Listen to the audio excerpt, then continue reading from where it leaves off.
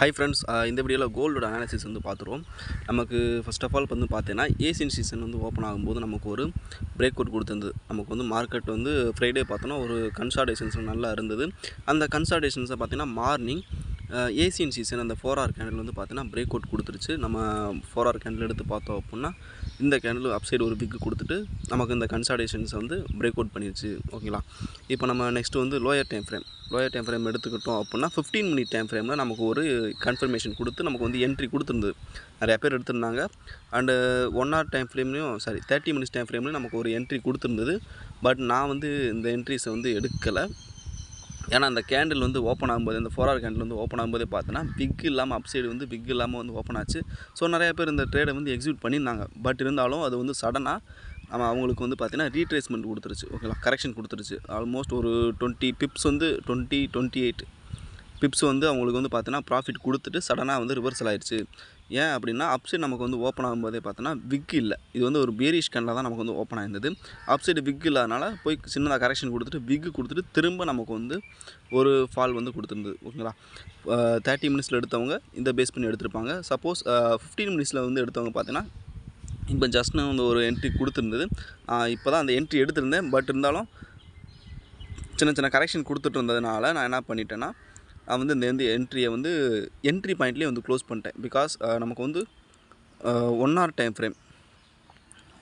Frame எடுத்துக்கிட்டோம் அப்படின்னா நமக்கு வந்து இந்த இடத்துல ஒரு சப்போர்ட் இருந்தது. ஸோ ஓகேங்களா? இந்த இடத்துல வரும்போதெல்லாம் மார்க்கெட் வந்து ரிஜெக்ட் ஆகிட்டே இருந்தது. அதனால என்ன பண்ணிட்டேன்னா என்ட்ரி பாயிண்ட்டே திரும்ப வரும்போது இந்த என்ட்ரி வந்து க்ளோஸ் பண்ணிட்டேன்.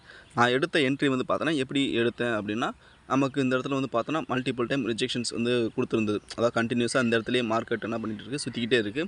மேலேயும் போக முடியாமல் கீழேயும் போக முடியாமல் இந்த இடத்துலேயே இருந்தது. அண்ட் நெக்ஸ்ட்டு கேண்டில் பார்த்தீங்கன்னா ஒரு ஃபால் கொடுத்துட்டு அடுத்த புல்லிஷ் கேண்டில் வந்து ஃபார்மேஷன் வந்து கொடுத்துருந்தது. ஓகேங்களா? அதாவது கரெக்ஷன் சப்போர்ட் வந்து பிரேக் அவுட் ஆகிருச்சு. இந்த கேண்டிலே பிரேக் அவுட் ஆகிருச்சு. நெக்ஸ்ட்டு சின்ன கரெக்ஷன் கொடுத்துட்டு இந்த கேண்டில் வந்து பார்த்தோன்னா ஒரு ரீட்ரேஸ்மெண்ட். இப்போ அந்த இடத்துல வந்து பார்த்தோன்னா பேரிஷ் கேண்டில், புல்லிஷ் கேண்டில், அடுத்து திரும்ப பேரிஷ் கேண்டில். இதை வந்து நம்ம 1 minute டைம் அந்த இதில் போய் பார்த்தோம்னா நமக்கு வந்து நல்லாவே தெரியும். இது வந்து ஒரு ஜஸ்ட் ஒரு ரீட்ரேஸ்மெண்ட். ஓகேங்களா? இந்த ரீட்ரேஸ்மெண்ட்டில் என்ன பண்ணியிருக்கோம்னா நம்ம வந்து என்ட்ரியை வந்து எக்ஸிக்யூட் பண்ணியிருக்கோம். இப்போ இந்த 15 minutes டைம் ஃப்ரேம் வந்து இந்த ப்ரீவியஸ் க்ரீன் கலர் கேண்டில் அதை வந்து கட் பண்ணும்போது நம்ம வந்து இந்த என்ட்ரியை வந்து எக்ஸிக்யூட் பண்ணியிருந்தோம்.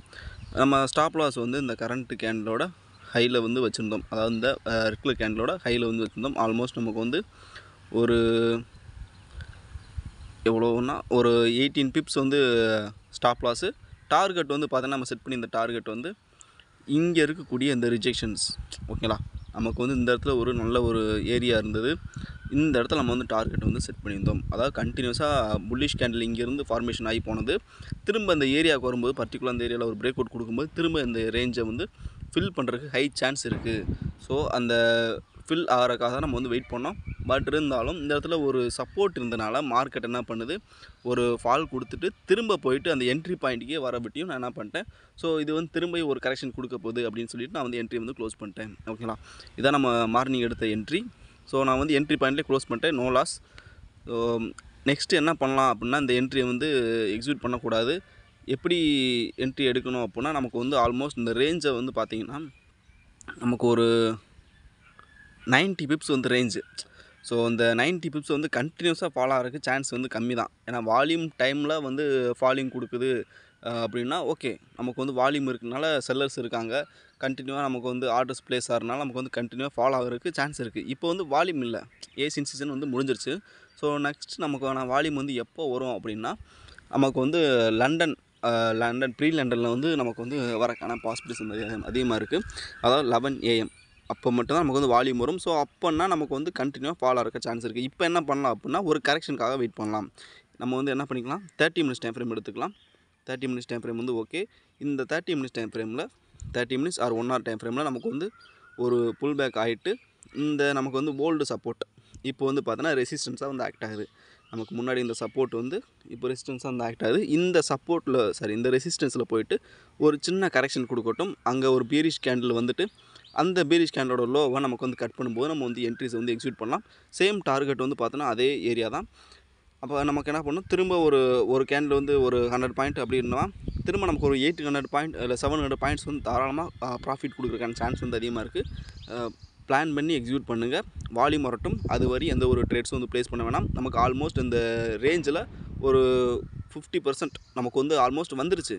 பட் இருந்தாலும் கண்டினியூவாக போகிறதுக்கான சான்ஸ் வந்து அதிகமாக இல்லை. இப்போ நம்ம இந்த இடத்துல என்ட்ரிஸ் வந்து எக்ஸிக்யூட் பண்ணோம் அப்படின்னா நமக்கு வந்து லாஸ் தான். சப்போஸ் எப்போ வேணால் ரிவர்சல் கொடுக்கலாம், அப் சைடு போகலாம், இல்லை டவுன் சைடு போகலாம். ஏன்னா நமக்கு வந்து ஒரு மிட் ரேஞ்சில் இருக்குது, அதனால் எப்போ வேணால் ரிவர்சல் கொடுக்கலாம். இப்போ நம்ம என்ன பண்ணணும் அப்படின்னா, நமக்கு வந்து வால்யூம் வரட்டும், அது வரை வெயிட் பண்ணுவோம். அதுக்குள்ளே அந்த வால்யூம் வரதுக்குள்ளே வந்து பார்த்தீங்கன்னா நமக்கு வந்து சின்ன கரெக்ஷன் வந்து கொடுத்துரும், ரீட்ரேஸ்மெண்ட் கொடுத்துரும். அந்த ரீட்ரேஸ்மெண்ட்டும் மேக்ஸிமம் வந்து லண்டன் ப்ரீ லண்டனில் வந்து கொடுத்து இங்கேருந்து ஃபாலோ ஆகிறக்கான சான்ஸ் வந்து அதிகமாக இருக்குது.